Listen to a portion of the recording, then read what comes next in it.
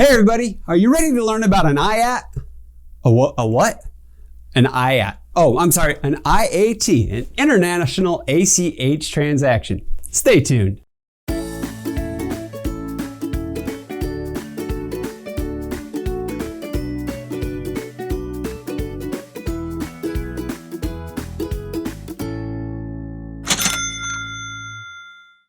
So what is an International ACH transaction, or an IAT?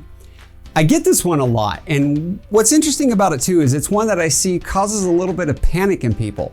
And I think the reason it causes panic with people is because it can be a little bit confusing because it can be complex in how it's used.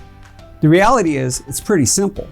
It can also be a little bit scary because it requires some additional steps be taken to make sure that we don't violate OFAC.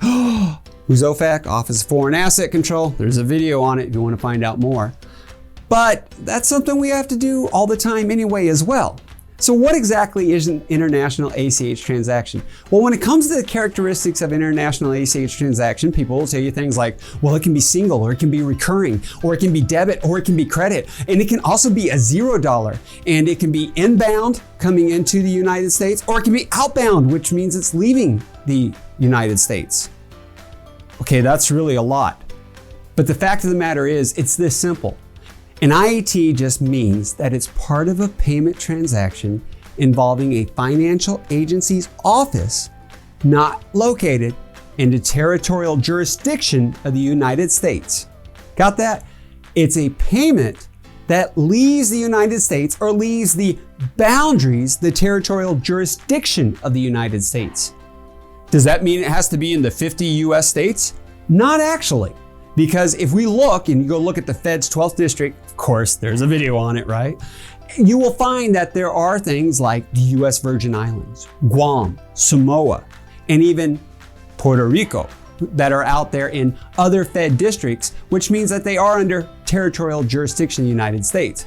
But if we want to send an IAT to another country that is not within our territorial jurisdiction, that is why we have the IAT. Because it helps us to be able to further identify, hey, this is something important. It is something that is leaving the US. Let's put a little bit more due diligence on it. Let's do a little bit more screening on it.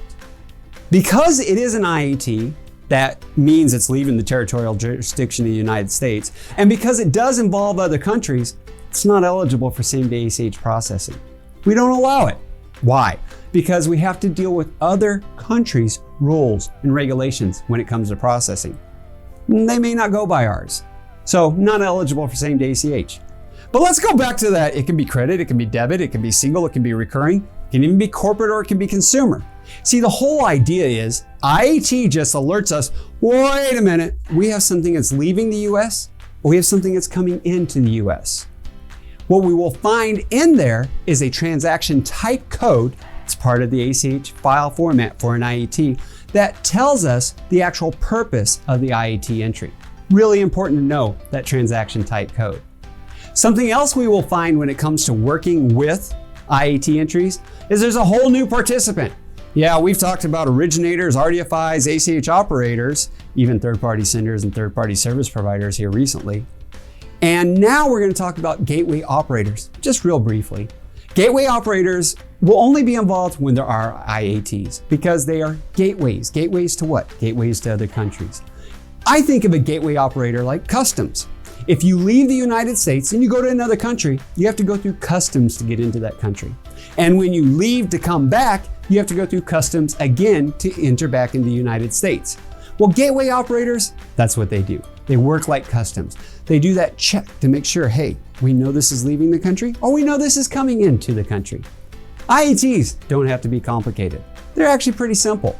They just represent an entry that's leaving the US or coming back into the US. If you got any other questions, any other concerns, you can always email me, kevin@paymentsprofessor.com, send me a message, or leave a comment down below. And if you liked the video, hit that like button. Thank you for watching.